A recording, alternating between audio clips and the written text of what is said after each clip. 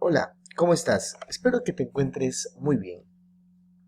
Hoy vamos a conversar acerca de las mujeres ecuatorianas a lo largo de la historia. Vamos a analizar cuáles fueron los hechos más importantes y las luchas que emprendieron en busca de la equidad de género en nuestro país. Es importante aclarar que hace muchos años las situaciones o las oportunidades no se presentaban de igual manera para hombres como para mujeres, pues la ideología machista hasta cierto punto determinaba que las mujeres debían permanecer en casa y no tenían oportunidad ni de laborar ni de participar en la vida política del país. Es decir, no había igualdad de condiciones. Sin embargo, las mujeres en el Ecuador lucharon siempre por una mayor equidad desde la época colonial. Cabe aclarar que la diferencia entre los años 1925 y 1960 fue que los grupos femeninos crearon conciencia de equipo, es decir, ya no eran ideologías separadas, sino que lograron asociarse y trabajar en función de una misma ideología. Aparecen nombres importantes a lo largo de esta época, como Matilde Hidalgo de Prócer, que fue la primera médica ecuatoriana y la primera mujer en ejercer su voto en el año de 1925.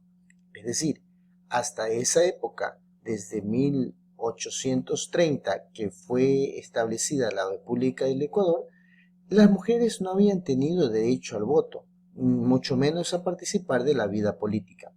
Fue doña Matilde Hidalgo de Prócer quien ejerció por primera vez el voto femenino en nuestro país. También doña Zoila Ugarte trabajó mucho por la participación femenina en la política. Algunos nombres importantes en este lapso de la historia son Zoila Ugarte y María Angélica Hidrobo, mujeres que lucharon bastante para incluir la participación femenina dentro de la política ecuatoriana. Años más tarde, doña Nela Martínez se convertiría en la primera diputada ecuatoriana.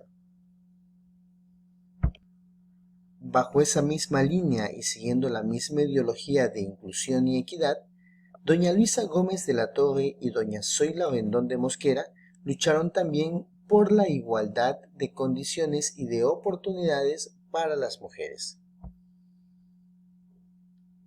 Encontramos aquí una frase muy interesante dicha por una mujer que luchó bastante a nivel del Ecuador. Somos como la hierba del páramo que se arranca y vuelve a crecer, y de hierba de páramo sembraremos el mundo. Dolores Cacuango. A nivel de los derechos indígenas, Dolores Cacuango, o Mamá Dolores como era conocida, nace en 1881 en Cayambe y muere en 1971 en el mismo sector. Dolores Cacuango se muestra cansada de los abusos de los patronos en el Huasipungo. Si analizamos un poquito el término Huasipungo, los Huasipungos eran espacios que daban los patronos españoles a los indígenas. Eran espacios muy reducidos donde ellos vivían y les permitían cosechar y cultivar lo poco que pudieran para su alimentación. Eso era considerado el pago por todo el trabajo que hacían los indígenas en las grandes haciendas españolas.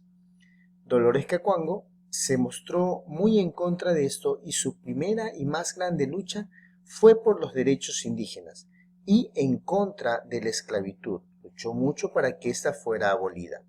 Sin embargo, uno de los ejes fundamentales de la lucha de Mamá Dolores fue la educación bilingüe. Fundó muchas instituciones orientadas directamente a la educación de la población indígena.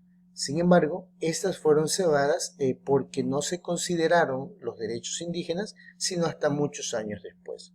En la actualidad, la educación intercultural bilingüe es un derecho plenamente establecido en la Constitución del Ecuador.